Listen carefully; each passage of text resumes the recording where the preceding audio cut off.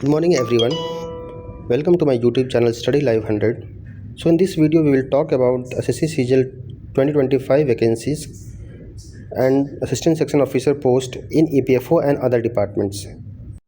इस वीडियो में हम बात करेंगे कि EPFO में जो ASOs की पोस्ट होती हैं उसमें वैकेंसी पोजीशन क्या है, पोस्टिंग कैसे होती है और अगर आप ज्वाइन कर लेते हैं तो आपको किस तरह का काम करना पड़ेगा, जो वर्किंग प्रोफाइल कैसी होती है, सैलरी किस तरह की होती है, प्रमोशंस किस तरह के होते हैं और भी बहुत सारे चीज़ें देखने को मिलेगी आपको इस वीडियो में। तो चलिए शुरू करते हैं अपनी वीडियो। तो एसएससी सीजीएल जो 2025 में हुआ था उसमें आपको पता ही है कि असिस्टेंट सेक्शन ऑफिसर्स की काफ़ी सारी सीट्स आई थी इस बार।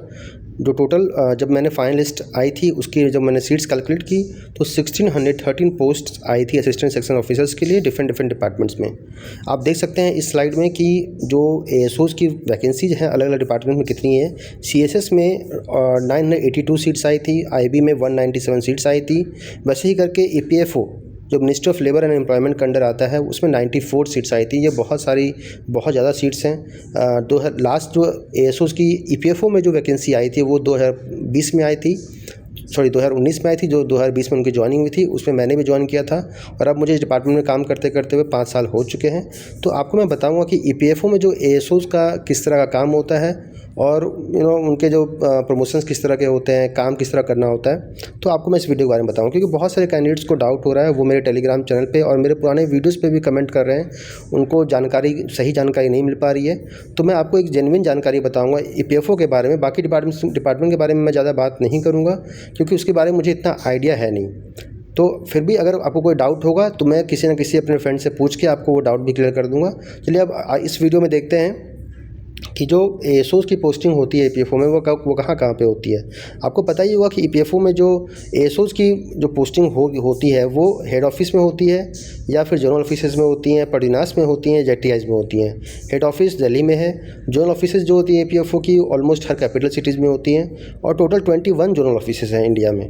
पडिनास है जो कि जो ईपीएफओ का ट्रेनिंग इंस्टीट्यूट है और उसके साथ साथ जोनल ट्रेनिंग इंस्टीट्यूट्स हैं जो टोटल 5 हैं, जिसमें से एक सब जोनल ट्रेनिंग इंस्टीट्यूट है। इस वीडियो में आप देख रहे हैं, इस स्लाइड में आप देख रहे होंगे कि सैंक्शन जो स्ट्रेंथ है हेड ऑफिस में 178 है, ऑलमोस्ट 100 सीट्स ऑक्यूपाई हो चुकी हैं और जोनल ऑफिसेज में 8 सीट सैंक्शन है जिसमें से 6, 4, 5 हर जगह ही ऑलमोस्ट ऑक्यूपाइड हो चुकी हैं, 3, 4, 2, 3 हर जगह खाली है।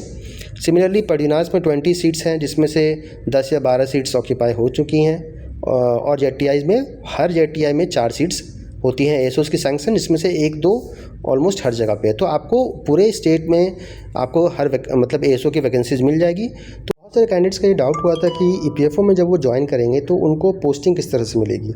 मैं आपको बता दूं कि जब आपको एसएससी एलोकेट कर देगा डिपार्टमेंट, उसके बाद आपके जो रैंक के बेसिस पे आपको जब डिपार्टमेंट एलोकेट हो जाएगा उसके बाद अगर मान लीजिए आपको ईपीएफओ मिलता है तो ईपीएफओ की तरफ से फिर आपको एक स्टेट प्रेफरेंस की लिस्ट मांगी जाएगी जिसमें आप अपना स्टेट देंगे। हो सकता है कि आपको 3 या 4 स्टेट्स की लिस्ट मांगी जाए, तो आप जो भी आपको स्टेट चाहिए होगा आप वो दे देंगे उस हिसाब से।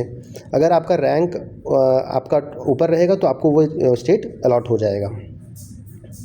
तो बेसिकली जो पोस्टिंग होने वाली है वो रैंक के बेसिस पे ही होने वाली है, ये आप मान के चलिए। तो ईपीएफओ में जो काम कर रहे हैं जैसे मैं काम कर रहा हूँ तो मैं बता दूँ यहाँ किस तरह काम होता है। यहाँ पे मोस्टली फाइल वर्क ही होता है, आपको फील्ड ऑफिसेस में विजिट करने को नहीं मिलता है, वो रीजनल ऑफिसर्स का काम है।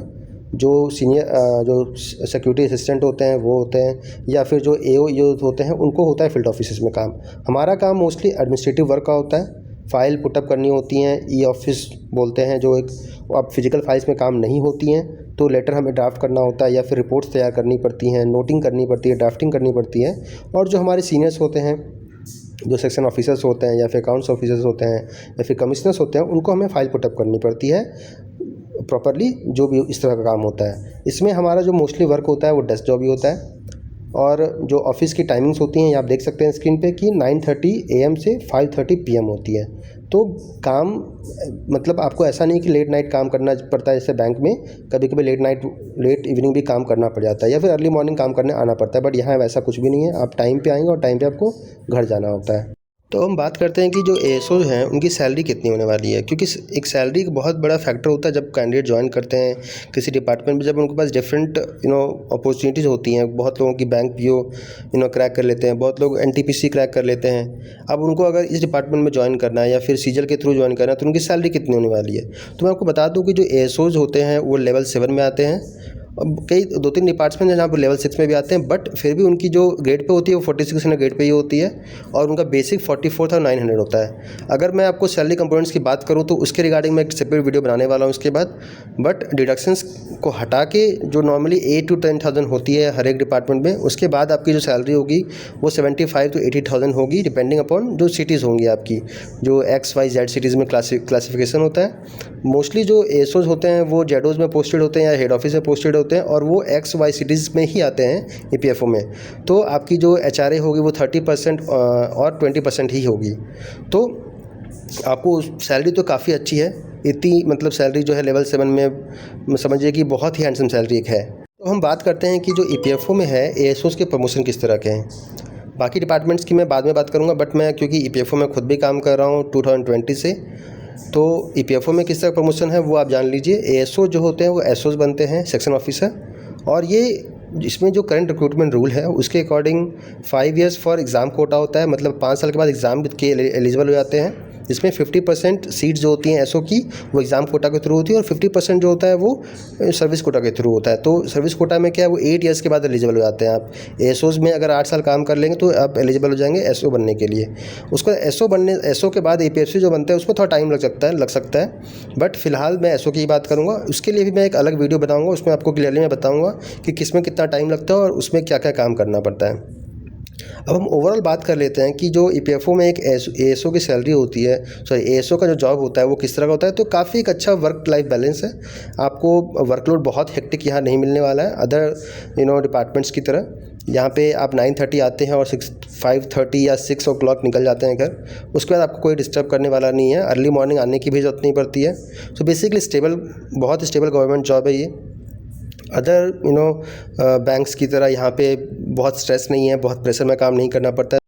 अब क्योंकि ये वीडियो काफ़ी लंबी हो गई है तो मैं सोच रहा हूँ कि इसके बाद आपकी जो भी क्वेरीज़ होंगी, जो भी आपको डाउट्स होगा, कन्फ्यूज़न होगा, तो आप इस वीडियो में अपने डाउट्स या कमेंट्स कर सकते हैं। मेरा चैनल है स्टडी लाइव 100, आप देख सकते हैं। आप टेलीग्राम में जाकर सर्च करेंगे तो स्टडी लाइव 100 के नाम से चैनल मिल जाएगा, वहाँ आप ज्वाइन कर लीजिए।